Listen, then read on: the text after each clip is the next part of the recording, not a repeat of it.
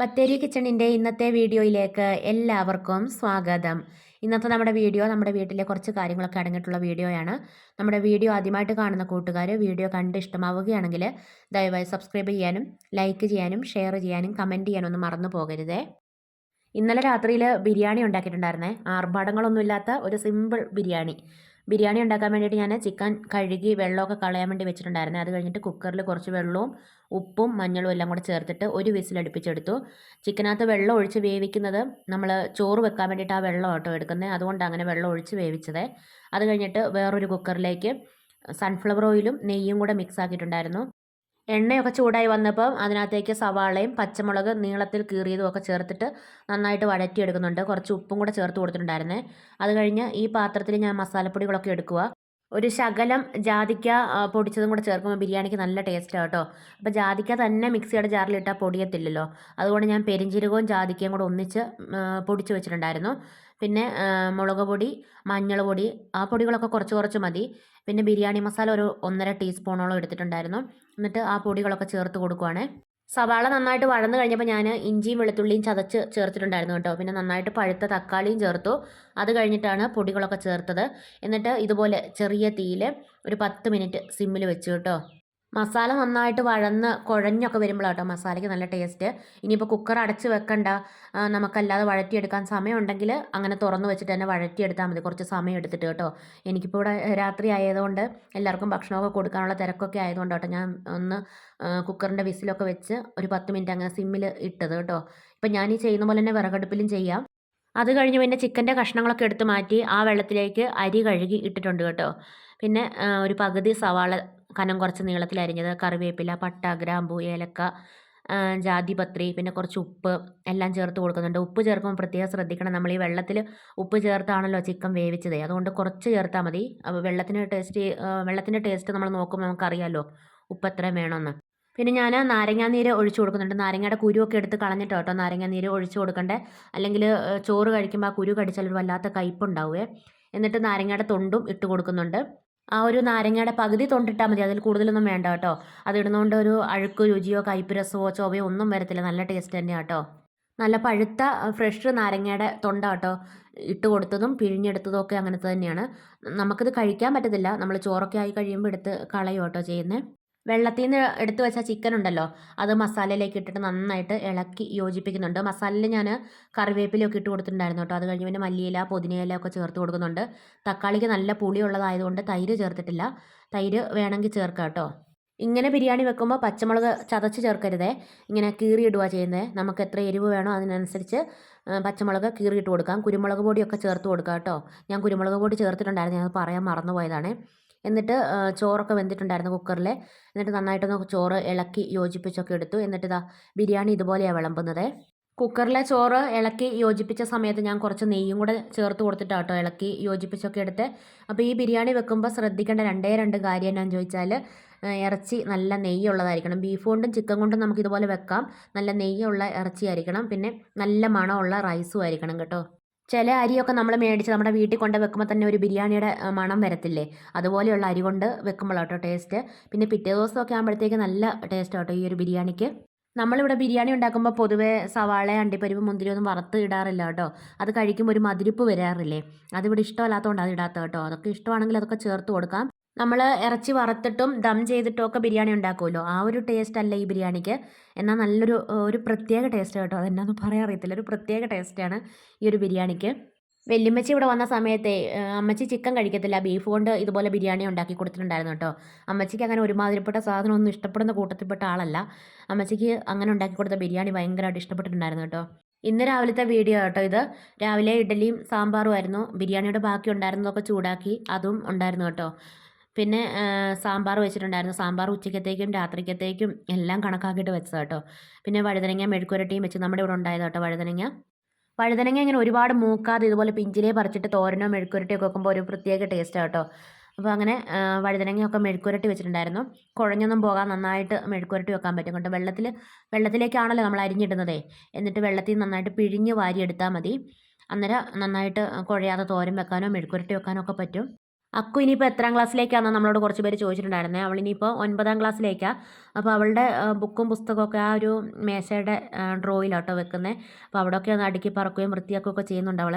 അപ്പോൾ 8ലെയോ 9ലെയോ ഒന്നും ബുക്കൊന്നും കളയരുത്, അതൊക്കെ സൂക്ഷിച്ച് വെക്കണം. 10ാം ക്ലാസ്സിലേക്ക് അതൊക്കെ ആവശ്യമാണെന്നൊക്കെ പറഞ്ഞുകൊണ്ട് അതൊന്നും കളയുന്നില്ല, അതൊക്കെ സൂക്ഷിച്ച് തന്നെ വെക്കുക.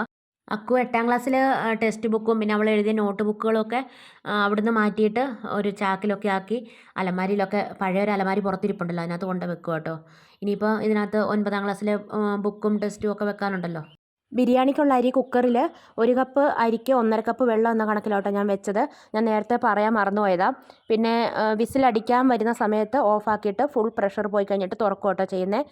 വേവ് കൂടിയ അരിയാണെങ്കിൽ വിസിലടിക്കേണ്ടതായിട്ട് വരും, വെള്ളത്തിലും വ്യത്യാസം ഉണ്ടാവും. രാവിലെ അടിച്ചു വാരി തുടയ്ക്കുന്നതിന് മുമ്പ് ബെഡ്ഷീറ്റും കാര്യങ്ങളൊക്കെ ഒന്ന് വിരിച്ച് റെഡിയാക്കി ഇട്ടു. പിന്നെ അക്കു പാല് മേടിക്കാൻ വേണ്ടി വൈകുന്നേരം പോകുന്നുണ്ട്. ഇന്നിപ്പോൾ വൈകുന്നേരത്തേക്ക് ചോളത്തിൻ്റെ ഉപ്പുമാവ് ഉണ്ടാക്കുന്നുണ്ട്. പണ്ടൊക്കെ അംഗൻവാടിയിൽ നിന്നൊക്കെ കിട്ടിക്കൊണ്ടിരുന്ന ആ ഒരു ഉപ്പുമാവ്. ചോളത്തിൻ്റെ ഉപ്പുമാവ് ഉണ്ടാക്കാൻ വേണ്ടിയിട്ട് ഞാൻ ചെറിയുള്ളി, ഇഞ്ചി, പച്ചമുളക്, വറ്റൽമുളക്, ഒരു സവാളയും കൂടി എടുത്തിട്ടുണ്ട് കേട്ടോ. ചെറിയുള്ളി കൊണ്ട് തന്നെ ഉപ്പുമാവ് ഉണ്ടാക്കുകയാണെങ്കിൽ നല്ല ടേസ്റ്റാണ്. ഇപ്പോൾ ഞാൻ രണ്ടും കൂടി മിക്സ് ആക്കിയിട്ടോ എടുത്തേക്കുന്നത്. ഇത് പിന്നെ പൊടിയല്ല ചോളത്തിൻ്റെ, ഇത് റവ പോലെ ഇരിക്കുന്നത് കേട്ടോ. ഉപ്പുമാവ് ഉണ്ടാക്കാൻ പൊടിയും പറ്റും, റവ പോലെ ഇരിക്കുന്നതും നല്ലതാണ്. റവ പോലെ ഇരിക്കുന്ന കേട്ടോ ഏറ്റവും നല്ലത് ഉപ്പുമാവ് ഉണ്ടാക്കാൻ വേണ്ടിയിട്ട്. പൊടി പോലുള്ളതാകുമ്പോൾ നമ്മൾ വെള്ളത്തിൻ്റെ കാര്യമൊക്കെ ഒന്ന് പ്രത്യേകം ശ്രദ്ധിച്ചാലേ കുഴയാതെ കട്ട പിടിക്കാതൊക്കെ കിട്ടത്തുള്ളൂ. ഇതുകൊണ്ട് ഉണ്ടാക്കാൻ വലിയ ബുദ്ധിമുട്ടൊന്നുമില്ല കേട്ടോ. അപ്പോൾ ഉപ്പുമാവ് ഉണ്ടാക്കി കാണിച്ചു തരാം. ഞാൻ ചീനച്ചട്ടിയിൽ എണ്ണ ഒഴിച്ചിട്ടുണ്ട്. എണ്ണയുടെ കൂടെ നെയ്യോ ഡാൽഡയോ എന്തെങ്കിലുമൊക്കെ ഉണ്ടെങ്കിൽ കുറച്ച് ചേർത്ത് കൊടുക്കുകയാണെങ്കിൽ നല്ല ടേസ്റ്റാണ് കേട്ടോ. പിന്നെ കടുകും ഉഴുന്നും കൂടെ പൊട്ടിക്കുക.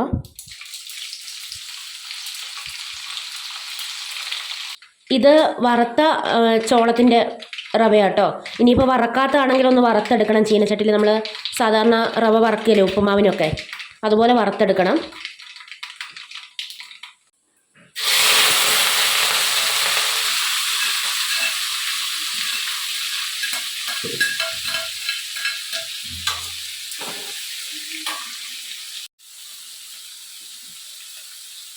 കടുകും ഉഴുന്നും ഒക്കെ പൊട്ടി കഴിഞ്ഞപ്പോൾ നേരത്തെ അരിഞ്ഞു വെച്ച സാധനങ്ങളെല്ലാം ചേർത്ത് കുറച്ച് കറിവേപ്പിലയും കൂടെ ചേർത്ത് കൊടുക്കുക.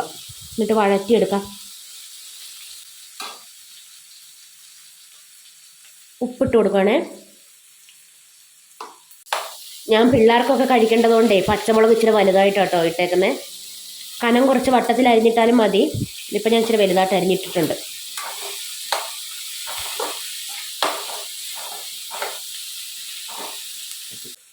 ചോളത്തിൻ്റെ പൊടി വറുത്തതാണേലും ഇനിയിപ്പോൾ ഈ ചീനച്ചട്ടിയിലിട്ട് ഒന്നുകൂടെ വറുത്തെടുക്കും കേട്ടോ.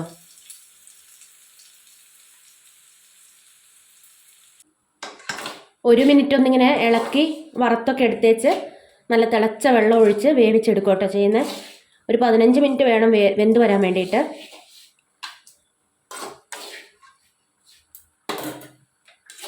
വെള്ളം കുറവ് പോലെ തോന്നുക, വെന്തില്ല എന്നൊക്കെ തോന്നുകയാണെങ്കിൽ കുറച്ചുകൂടെ തിളച്ച വെള്ളം ഒഴിച്ച് ഒന്ന് മെല്ലെ മെല്ലെ ഇളക്കി വേവിച്ചാൽ മതി കേട്ടോ. ആദ്യം തന്നെ ഒരുപാട് വെള്ളം ഒഴിക്കണ്ട.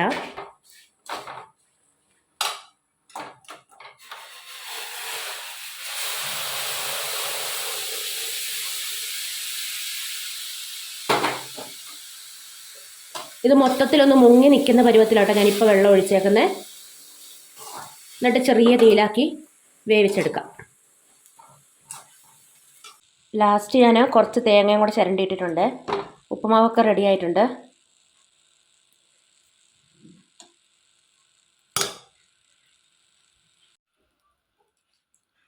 ഇഷ്ടപ്പെട്ടോ?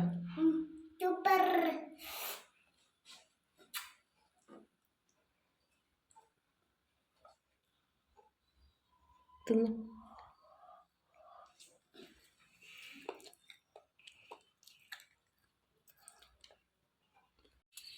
ചോളത്തിൻ്റെ ആദ്യത്തെ വിളവെടുപ്പ്.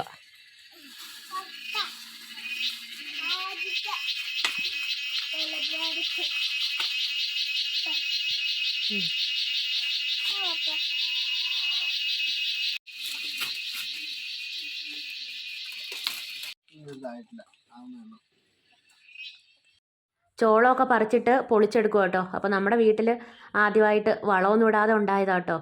അതുകൊണ്ട് എല്ലാവർക്കും ഭയങ്കര ആകാംക്ഷയും കൗതുകവും ഒക്കെയാണ്. അതെല്ലാവരും ചുറ്റിനും ഉണ്ട് കേട്ടോ. പിന്നെ വൈകുന്നേരം ചെറിയമ്മ വന്നിട്ടുണ്ടായിരുന്നു.